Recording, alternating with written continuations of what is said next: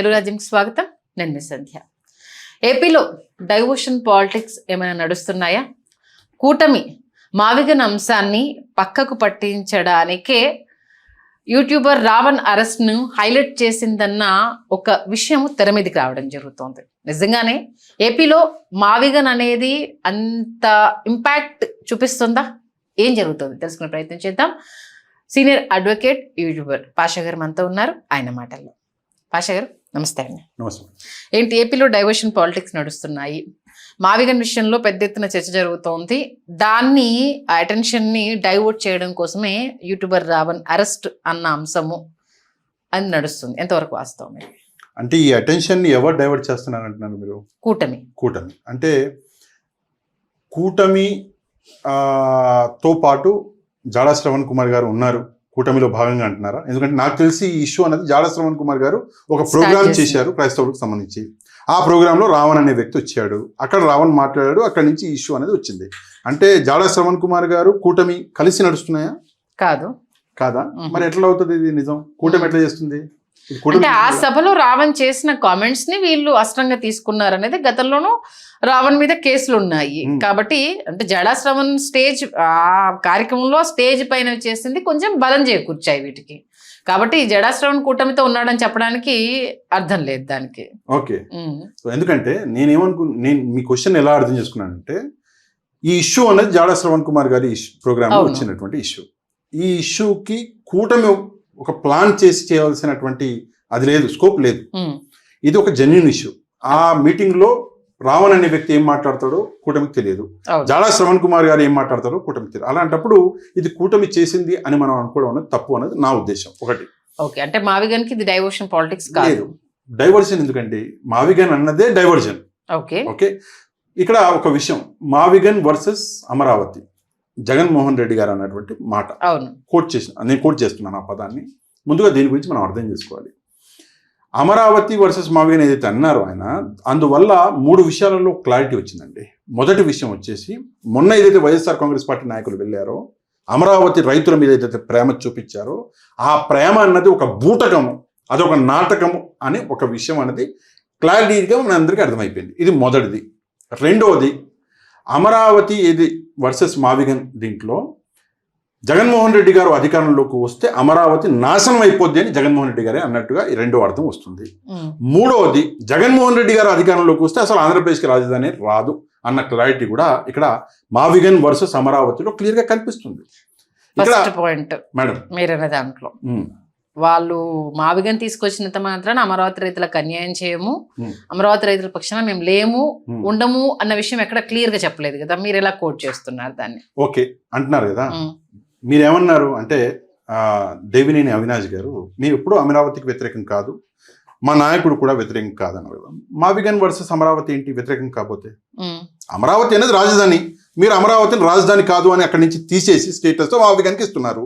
మరి అమరావతికి అన్యాయం చేయడం కాకపోతే ఇదేమన్నా న్యాయం చేయడం అని ఒకటి. రెండవది, ఇక్కడ మీరు అన్నటువంటి మాట మేము ఎక్కడ అనలేదు అని చెప్పేసి, మీ యాక్ట్స్ ఏవైతే ఉన్నాయో, మీరు చేసే పనులు ఇక్కడ చూపిస్తున్నాయి మీకు ఎంత ప్రేమ ఉందో అమరావతి మీద. ఓకే, అట్లాంటప్పుడు మీరు చెప్పకపోవడం ఉందండి. గత 5 ఏళ్లుగా 7 ఏళ్లుగా చూస్తూనే ఉన్నాం, వింటూనే ఉన్నాం మీ మాటలు. ఎన్నికలకి ముందు మీరు అన్న మాట మావిగన్ జిందాబాద్, రైట్, గెలిచారు. ఎన్నికలు అవ్వంగానే 3 రాజధానులను తీసుకొచ్చారు. ఆ 3 అప్పుడు అదే అండి, అమరావతి జిందాబాద్ అన్నారు 2019కి ముందు. ఎన్నికల్లో గెలిచారు, దాని తర్వాత మీరు ఏం చేశారు? 3 రాజధానులు అన్నారు. ఆ 3 రాజధానులకి ఎలాంటి న్యాయం చేయలేదు. దాని తర్వాత మీరు ఏమన్నారు కదా, కేసులు వేసేసి అవేసి ఆఫ్ చేయించారు కదా. అడుగులు పడుతూ ఉంటే మనం అక్కడ ఎందుకు ఆగిందన్న దాని గురించి కూడా మనం సమాధానం చెప్పాలి కదా. ఒక విషయం చెప్తానండి, పూటకు మాట మాట్లాడితే 100% ఇలాగనే అవుతుంది. రాజకీయ పార్టీ అన్నది, నేను ఒక మనిషిగా ఈ రోజు ఒక మాట మాట్లాడి రేపు పొద్దున నా స్టేట్మెంట్ని నేను చేంజ్ చేసుకోవచ్చు. ఎందుకు చేసుకోవచ్చు? ఫ్యాక్ట్స్, నిన్న ఈ ఫ్యాక్ట్స్. పార్టీ అలా ఉండదండి. 3 రాజధానులు అన్నారు, 3 రాజధానుల మీద మీరు కేసు వేశారు, కేసులు ఉన్నాయి కాబట్టి అవ్వలేదన్నారు. ఆ కేసుల్లో మీరు ఎక్కడ నిలబడ్డారు?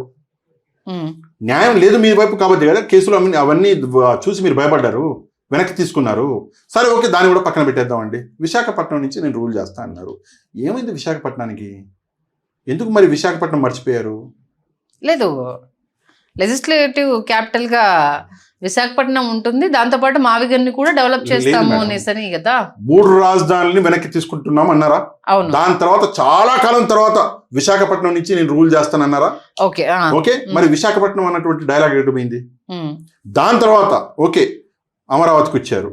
అమరావతి అక్కడ ఉండంగా పక్కనే ఉన్నటువంటి ప్రాంతాలను ఇక్కడ తీసుకొచ్చి మావిగన్ అని పేరు పెట్టారు. ఓకే, మావిగన్ అని పేరు పెట్టంగానే నాలాంటి వాళ్ళు అరే మావిగన్ అని ఏంటయా అని చెప్పేసి నవ్వుతుంటే, లేదు ఈ మావిగన్ లో అమరావతి కూడా ఉంది అని చెప్పేసి వైఎస్ఆర్ కాంగ్రెస్ పార్టీ నాయకులు చెప్పారు. ఈ మావిగన్ లో మాని 2 సార్లు పలకండి అని చెప్పారు. అమరావతి కూడా ఉంది అన్నారు. మరి ఇప్పుడు ఎందుకు లేదు అమరావతి? ఇప్పుడు ఎందుకు మావిగన్ వర్సెస్ అమరావతి అయింది? అమరావతి మావిగన్ లోనే ఉంటే మావిగన్ వర్సెస్ అమరావతి ఎందుకు అయింది? పూటకో మాట మాట్లాడితే కుదరదు. ఎందుకు కుదరదంటే వేల కోట్ల రూపాయలతో జరిగేటటువంటి కార్యక్రమం ఇది. కొన్ని వేల ఎకరాల ఆస్తితో జరిగేటటువంటి కార్యక్రమం ఇది. మీకు 3 వచ్చినప్పుడు మేము మాట్లాడతాను, ఏది పడితే అది చేస్తాను అంటే మీ సొత్తు ఏం లేదు కదా సార్. మీ జీతం ఎంత? ముఖ్యమంత్రిగా మీరు ఉంటే ఒకవేళ 3 నుంచి 4 లక్షలు తీసుకుంటారు, ఎత్తుకెళ్ళిపోతారు. కానీ ఈ వేల కోట్ల రూపాయలు ప్రజాధనం కదా. ప్రజాధనం మీద మేము జోకులు వేస్తామంటే కుదరదు. That we have to accept it. మావిగన్ వర్సెస్ అమరావతి అని ఈరోజు జగన్మోహన్ రెడ్డి గారు ఓ మాట అన్నారు. ఎన్నికలకు వెళ్తామన్నారు. రేపు పొద్దున్న ఎన్నికల్లోకి నిజంగా వెళ్తే పరిస్థితులు ఎలా ఉంటాయి ఒకసారి ఆలోచించండి.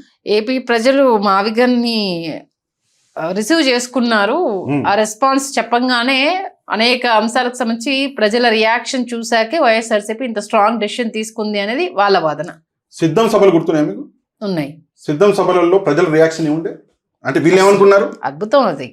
వీళ్ళైతే నేను అసలు ఎక్కడికి నాకు చేస్తే నాకు ఓటు వచ్చేస్తుంది, మేము రికార్డు బ్రేక్ చేస్తాం అని చెప్పి ఫలానా ఒక ఛానల్లో కూర్చొని వై నాట్ 175 అన్నారు. 175 అన్న దగ్గర 165 వస్తే పర్లా, 165 దగ్గర 155 వస్తే పర్లా, 175 11 వస్తే అక్కడ కూడా తప్పు నిర్ణయం అన్నట్టుగా ఒకటి. రెండవది ఈరోజు మావిగన్ అన్నారు.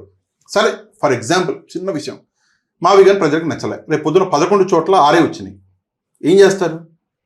నేనేమంటాను, రాజకీయాల్లో పట్టింపులు ఉండకూడదు మనిషికి. రాజకీయం అన్నది ఒక నది లాంటిది. ఆ నదిలో మీరు వెళ్ళిపోవాలి.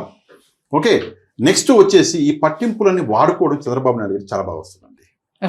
ఆయన ఎప్పుడన్నా ఇట్లాంటి విషయాలు దొరికితే మేకు మీద సుత్త పెట్టి కొట్టినట్టు కొట్టేస్తాడు చంద్రబాబు నాయుడు గారు. దొరికావా? ఓకే, రా మావిగన్ మీద రా ఎన్నికలకి.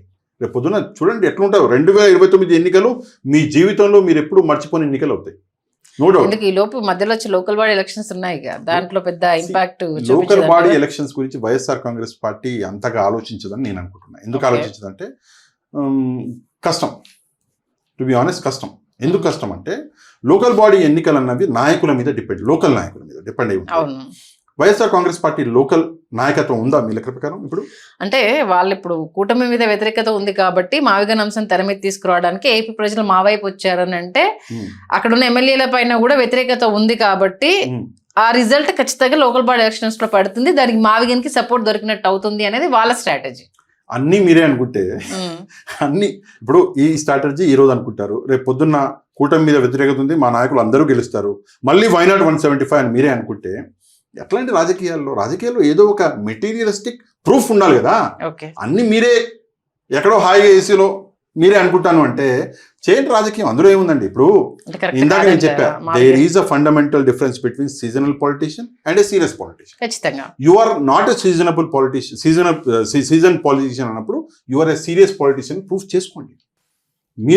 నేను ఎప్పటి నుంచో చెప్పా, గ్రామాలని మండలాన్ని గట్టిగా చేసుకోండి, బలపరచుకోండి అని నేను చెప్పా. మీరు మెంబర్షిప్ ఇవ్వండి కార్యకర్తకి. ఇవాళ ఇలాంటి మంచి పనులు చేయరు మేడం. ఏం చేస్తారు అంటే ఎత్తుకొస్తారు కాన్సెప్ట్లని. నువ్వు వాడిని తిట్టే, నువ్వు వీడిని తిట్టే, మొత్తం మీడియా బిజీ అయిపోద్ది. Is this politics? ఎలా చేస్తారు? ఒకటి. రెండవది ఏంటంటే ఈ మావిగన్ ఇష్యూలో, అమరావతి ఇష్యూలో మీరు ఈరోజు మావిగన్ని తీసుకొచ్చారు. మావిగన్ని 2026లో ఎందుకు తీసుకొచ్చారండి? నేను మొదటి రోజు నేనే ప్రశ్నించిన, నన్నే శత్రువుని చేశారు కదా, ఈ రోజు కూడా మళ్ళీ ప్రశ్నిస్తున్నా. మావిగన్ని 2026లో ఎందుకు తీసుకొచ్చారు? ఆల్రెడీ 45,000 కోట్ల రూపాయలు అప్పు అన్నది జరిగిపోయిన తర్వాత, ఆల్రెడీ 50,000 ఎకరాల ప్రజల భూమి అన్నది ఇక్కడ ప్రభుత్వం తీసుకున్న తర్వాత ఈరోజు మావిగన్ని మీరు తీసుకురావడంలో అసలు ఆంతర్యం ఏంది అంటే సింపుల్. ఇక్కడ ఉన్నటువంటి ఈ 3 ప్రదేశాలని అమరావతితో యాంటీగా అంటే ఒక గొడవను సృష్టించాలి. నువ్వు అమరావతిలో స్ట్రాంగ్గా ఉన్నావు, మేము ఇక్కడ స్ట్రాంగ్ అవుతాం. వీళ్ళు గొడవలు పెట్టుకుంటే మాకు 3 ప్రాంతాల ఓట్లు వస్తాయి, నీకు ఒకటే ప్రాంతం కదా. ఓకే, ఈ ఆలోచన అన్నది కనిపిస్తున్నది. జగన్మోహన్ రెడ్డి గారు కొంత ఆలోచనలు మార్చుకుంటే మీరు ఒకటి. రెండోది ముఖ్యమైన అంశం అండి ఇది. ఈ మావిగన్ వర్సెస్ అమరావతి తీసుకొచ్చినాక వైఎస్ఆర్ కాంగ్రెస్ పార్టీలో చాలా మంది నాయకుల రాజకీయ భవిష్యత్ అన్నది సమాప్తం అయిపోయింది. ఓకే, చాలా మంది నాయకుల రాజకీయ భవిష్యత్ చెప్తాను. దేవినేని అవినాష్ గారు ఉన్నారు ఉదాహరణకి. ఆయన మాట అన్నాడు, మేము ఎప్పుడు అమరావతికి వ్యతిరేకం కావని. అమరావతికి వ్యతిరేకంగా మా నాయకుడు ఎప్పుడు ఏమన్నది. ఇప్పుడు డైరెక్ట్గా మావిగన్ వర్సెస్ అమరావతి అన్నాక ఆ దేవినేని అవినాష్ గారు రేపు పొద్దున్న రాజకీయం చేయడానికి బయటకు వస్తే, ఉదాహరణ చెప్తున్నా మీకు, ప్రజలు అసలు నీకు మీకు ఆ పార్టీలో ఏమన్నా విలువ ఉందా, మీ మాటలో ఆ పార్టీలో ఎవరన్నా వినేవాళ్ళు ఉన్నారా, అసలు మీకు ఏమన్నా పార్టీలో ఏం జరుగుతుందో అవగాహన ఉందా అని ప్రశ్నించారా ప్రజలు? ఖచ్చితంగా. 96 గంటల్లో ఈయన ఒక మాట అన్నాడు. ఈరోజు 96 గంటల లోపు జగన్మోహన్ రెడ్డి గారు వచ్చి ఆ మాటను బ్రేక్ చేసేసారు. రేపు పొద్దున ఈయన భవిష్యత్తు ఏంది? ఓట్లు ఎవరన్నా వేస్తారు ఈయనకి? ఈయన దగ్గర ఉన్నది 2 ఆప్షన్లు. ఒకటి, ఏదైనా వ్యాపారం చేసుకోవడం, లేదంటే పార్టీ వదిలేసి వేరే పార్టీలకు వెళ్ళిపోవడం. అంతే. అలాంటి వాళ్ళు చాలా మంది ఉన్నారు ఇక్కడ. అలాంటి వాళ్ళు చాలా మంది ఉన్నారు. ఎంత డ్రామా అండి, అంటే డ్రామా అనాలో అని కూడా తెలియదు కానీ వెళ్ళారు, రైతుల్ని కలుస్తాము అన్నారు. ఎలా అంటారండి? 8 మంది మీరు సభ్యుల్ని పెట్టి మీరు ఒక టీంని రెడీ చేశారు కదా. ఆ 8 మందిలో 8 మంది వైఎస్ఆర్ మన అమరావతికి వ్యతిరేకంగా మాట్లాడిన వాళ్ళే, ఇష్టం వచ్చినట్టు మాట్లాడిన వాళ్ళే. పేర్ని నానిగారు ఎలా వెళ్తారండి? పేర్ని నానిగారు జనరల్గా నేను మిమ్మల్ని ఒక మాట అన్నాను, మళ్ళీ ఎప్పుడన్నా మిమ్మల్ని కలవాలి అంటే నాకు కొంత జంకుతాను. అరే నేను ఆమె నా మాట అన్నానే అంటాను. ఏముంది సార్, ఇవాళ రేపు రాజకీయాల్లో శాశ్వత మిత్రులు ఉండరు, శత్రువులు ఉండరు అన్నట్టు. అంతే, టైంకి తగ్గట్టు మారిపోవడం మనం చూస్తూనే ఉన్నాము. ఇక అవన్నీ గెట్లు పెట్టుకొని కూర్చుంటే ముందుకెళ్ళలేరన్న విషయం ప్రతి ఒక్కరికి తెలిసిందే కదా. రాజకీయాలలో ఇలాంటివి మానేయాలి అంటారు, ఇలాంటి చూసి చూడట్టు అంతే కదా. ఇప్పుడు ఎగ్జాంపుల్ తీసుకుందాం, కూటమి కట్టక ముందు పవన్ కళ్యాణ్ గారు, చంద్రబాబు నాయుడు గారు అదే 2019 ఎన్నికల్లో ఏ రేంజ్ లో తిట్టుకున్నారో మనం చూసాము. ఆఫ్టర్ దట్ 2024 వచ్చేసరికి ఎలా అలాయ్ భలాయిగా ఉన్నారో చూసాము. కళ్ళ ముందు ఒక ఎగ్జాంపుల్ మనకు కనిపిస్తూనే ఉంది కదా. ఏంటి, ఏపీ అభివృద్ధి కోసం నేను తగ్గాలనుకున్నా, ఆయన నా కష్టకాలం నాకు నిలబడ్డాడు కాబట్టి నన్ను అన్నవాడి గురించి నేను మర్చిపోవాలనుకున్నా. ముందుకెళ్తున్నారు కదా అద్భుతంగా, ఎలాంటి విభేదాలు రాకుండా కంటిన్యూ అవుతున్నారు. అట్లీస్ట్ మీరు ఒక వర్డ్ చెప్పారు, ఏపీ అభివృద్ధి కోసం అని ఒక వర్డ్ వాడారు. సరే ఓకే, ఇక్కడ ఎవరి అభివృద్ధి కోసం అండి? ఓకే, నేను తీసుకున్న దాంట్లోనే మరి నాకే క్వశ్చన్ వేసారా? ఇక్కడ ఎవరు అభివృద్ధి కోసం అండి? ఏమైనా ఉందా లాజిక్? అరే మీరు 1 డే బిఫోర్ అమరావతి గురించి నెగిటివ్ గా మాట్లాడి మళ్ళీ నెక్స్ట్ డే వచ్చి అమరావతి రైతుల్ని కలుస్తాను, రైతులకి మంచి చేస్తానంటే గుడ్లు కాకపోతే ఏం కొడతారండి? తులసిరెడ్డి గారు అన్నారు, జగన్మోహన్ రెడ్డి గారు సెల్ఫ్ గోల్ వేసుకున్నట్టే అనేసి. దాంతో ఏకీభవిస్తున్నారా? జగన్మోహన్ రెడ్డి గారి జీవితంలో ఆయన చేసినటువంటి అతిపెద్ద మిస్టేక్ ఏదైనా ఉంది అంటే అది అమరావతి. ఓకే, 2019 తర్వాత ఆయన 3 రాజధానులు అనే అమరావతికి విరుద్ధంగా వెళ్ళి ఫస్ట్ టైం ఆ మిస్టేక్ చేస్తే ఈరోజు మావిగన్ అన్ని మళ్ళీ వెళ్ళి ఈసారి కూడా అమరావతి అన్న దాని మీదనే ఆయన సెల్ఫ్ గోల్. నిజమే, ఆయన చేసుకున్న సెల్ఫ్ గోల్ ఇది. నెక్స్ట్ వచ్చేసి జగన్మోహన్ రెడ్డి గారు కొన్ని విషయాలలో కొంత మారాలి. చిన్న ఉదాహరణ చెప్తాను మీకు. జగన్మోహన్ రెడ్డి గారు అసెంబ్లీకి వెళ్ళట్లేదు, అసెంబ్లీకి. ఓకే, నేనేమనుకున్నా స్టార్టింగ్లో అంటే 6 నెలలు వెళ్ళలేము, సంవత్సరం వెళ్ళలేము అనుకున్నా. కానీ ఇప్పుడు 2 ఏళ్ళు దాటింది కదా మేడం, ఇంతవరకు వెళ్ళలేదు. ఇప్పుడు వెళ్తారన్న నమ్మకం కూడా తగ్గుతుంది. మీరు అసెంబ్లీకి వెళ్ళట్లేదు ఎందుకు? ఇక ఎమ్మెల్యేగా జనరల్గా చెప్తున్నా, నన్ను చేయండి ఎమ్మెల్యేగా, నేను పోతా రోజు అసెంబ్లీకి. మిమ్మల్ని పెట్టి అసెంబ్లీకి వెళ్ళకపోయినంత మాత్రాన, అసెంబ్లీకి వెళ్ళినంత మాత్రాన పెద్ద డిఫరెన్సెస్ ఏముంటాయి సార్ మేడం? కాకపోతే ఏంటంటే మన ప్రాంతానికి సంబంధించి అక్కడ ప్రాతినిధ్యం వహిస్తున్న ఎమ్మెల్యే ఏం మాట్లాడతారు, ఎంత ఫైట్ చేస్తారు, దానికి సంబంధించి అక్కడ ఏమేం ప్రశ్నలు రైజ్ చేస్తారో అనేది ఆసక్తిగా చూడడానికి తప్పితే అసలు అయితే అసెంబ్లీకి అది వెళ్ళకపోవడం అనేది పెద్ద కౌంట్ అవుతుందంటారా? అసెంబ్లీలో చర్చలు అంటే టీవీలో ప్రోగ్రాంలు కాదు మేడం. అసెంబ్లీ ప్రొసీడింగ్స్ అంటే ఇప్పుడు టీవీలలో ఇప్పుడు వస్తుంది, ముందు లేదు కదా. అవును. ఒకటి, అసెంబ్లీ ప్రొసీడింగ్స్ అంటే మన ప్రాంతానికి రావాల్సినటువంటి నిధులు కానీ, మన ప్రాంతాలకి రావాల్సిన నియామకాలు కానీ, మన ప్రాంతాలకి రావాల్సిన ఏమేమి రావాలో దాన్ని ప్రశ్నించి అక్కడి నుంచి తీసుకురాగలగాలి నాయకుడు. మిమ్మల్ని ఎమ్మెల్యే చేశారు, మిమ్మల్ని మీరేం చేస్తారు? మీరు మీ ప్రాంతంలో ఉన్నటువంటి జనాభా ఎంత, ఫర్ ఎగ్జాంపుల్ ఒక 5 లక్షలు అనుకుందాం. ఆ 5 లక్షల జనాభాకి ఇప్పుడు ఏం కావాలి, ఈ రోజు ఏం కావాలి, ఈ విషయాలు నా కాన్స్టిట్యున్సీకి దక్కట్లేదు, నా కాన్స్టిట్యున్సీకి ఇది వస్తుంది లేదు.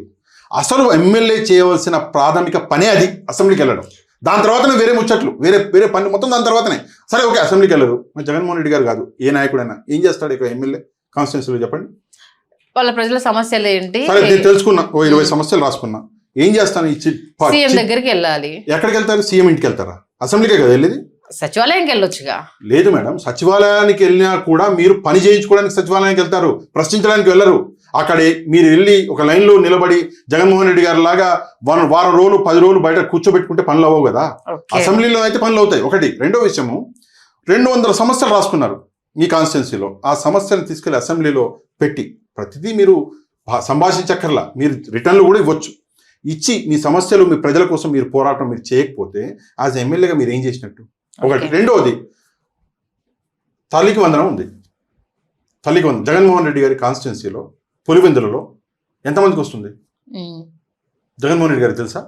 ఓకే. ఎంతమందికి రావట్లేదు జగన్మోహన్ రెడ్డి గారు తెలుసా? రైతు బంధు ఎంతమంది రావట్లేదు జగన్మోహన్ రెడ్డి గారికి తెలుసా? రావట్లేదు అన్నప్పుడు ఈ 1000 మందికి రావట్లేదు, నేను ఎక్కడ సమస్య పరిష్కరించుకోవాలి? అసెంబ్లీలోనే కదా. మరి ఆయన చేయలేనప్పుడు నన్ను మిమ్మల్ని ఎమ్మెల్యే చేసి ఆయన ఇగో మేడంని చేస్తున్నాను అంటే మీరన్నా అట్లీస్ట్ వెళ్తారు కదా. నేను వెళ్తాను, చెప్పండి, ఆ పని చేద్దాం. ఒకటి. రెండవది, జగన్మోహన్ రెడ్డి గారు శాలరీ తీసుకోవట్లేదు అంటే మీరు వెపన్స్ పడేసినట్టే కదా, ఆయుధాలు పక్కన పడేసినట్టే కదా. అంటే నన్ను ఎవడు ప్రశ్నించకూడదు, అంతే కదా. మీరే కాదు, మీ ఎమ్మెల్యేలను కూడా పంపించారు. ఎందుకు అంటే 11 కాన్స్టిట్యున్సీలు మీకు ఇస్తే 11 నియోజకవర్గాల్లో ఆ ప్రజల్ని పట్టించుకోవట్లేదే అన్నట్టు కదా. ఓకే, అంతే కదా. సరే, టాపిక్ మళ్ళీ ఎక్కడికి వెళ్ళిపోయింది. ఇప్పుడు చెప్తున్నా, జగన్మోహన్ రెడ్డి గారు సెల్ఫ్ గోల్ అంటే చెప్తున్నాను. ఇలాంటి అంశాలలో మనం చాలా జాగ్రత్తగా ఉండాలి. ఇప్పుడు మావిగన్ విషయంలో జగన్మోహన్ రెడ్డి గారికి ఏదైనా చెప్పాలి అన్నా, లేకపోతే వైఎస్ఆర్సీపీ వాళ్ళకి ఏదైనా చెప్పాలనుకున్నా ఏం చెప్తారు ఇప్పుడు? First of all, YSR Congress party వాళ్ళకి చెప్పాలి అనుకోవడం అనేది మూర్ఖత్వం. ఒకటి. రెండోది, చెప్పాలి అనుకుంటే కొంతమంది అక్కడ పాతుకుపోయి ఉన్న వ్యక్తులు ఉన్నారు, వాళ్ళని ఫస్ట్ అక్కడి నుంచి తప్పించి ఎక్కడన్నా పోస్టులు ఇచ్చి సాక్షిలోనో వేరే చోట్ల పెట్టండి ఫస్ట్. ఒకటి. రెండవది, ప్రజలకి అవైలబుల్గా ఉండండి. మీ ఆఫీసు గేటు ముందుకు వచ్చి ఒక వ్యక్తి మిమ్మల్ని కలవకుండా లేదా ఏ ఇన్ఫర్మేషన్ లేకుండా పిచ్చోళ్ళలాగా 5 గంటలు 6 గంటలు కూర్చొని వెళ్ళిపోతున్నాడు అంటే it is a shame for your party. Okay. కానీ ఆ పరిస్థితులు అన్ని పార్టీలలో లేవండి. ఈరోజు పార్టీలలో వస్తే టీ తాగుతావా అని అడిగే పార్టీలు ఉన్నాయి, భోజనం చేసి వెళ్ళకపోతే మేము ఊరుకోము అనే పార్టీలు ఉన్నాయి. దయచేసి ఆ స్థాయికి తీసుకురండి. ఫేస్ వాల్యూ మీద ఎన్నిసార్లు ఓట్లు వేస్తారు మేడం? ఒకసారి వేస్తారు, మళ్ళీ వేస్తారా? దయచేసి ఆ విషయం మీద సలహా ఇమ్మన్నారు కదా మావిగారి మీద. ఒకటే విషయం చెప్తాను, don't go for egos. Amaravati మీద ఈగోస్కి వెళ్ళకండి.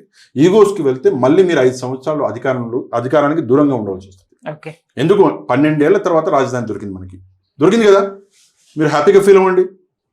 రాజధానిలో ఏమన్నా తప్పు జరిగితే దాన్ని ఎత్తి చూపించండి, అంతేగాని రాజధాని తప్పనకండి. తప్పుల్ని ఎత్తి చూపించండి, రాజధాని తప్పనడం అది నా లెక్క ప్రకారం తప్పు. చూద్దాం మరి మావిగన్ మంటలు మరి ఎప్పుడు రాసుకుంటాయి అనేది. డైవర్షన్ పాలిటిక్స్కి అయితే అంత స్కోప్ లేదు అనేసి చాలా క్లియర్గా చెప్పారు. మంచి విశ్లేషణ పాషా గారు, నమస్తే. హలో, తెలుగు రాజ్యం ఛానల్ చూస్తున్నారా?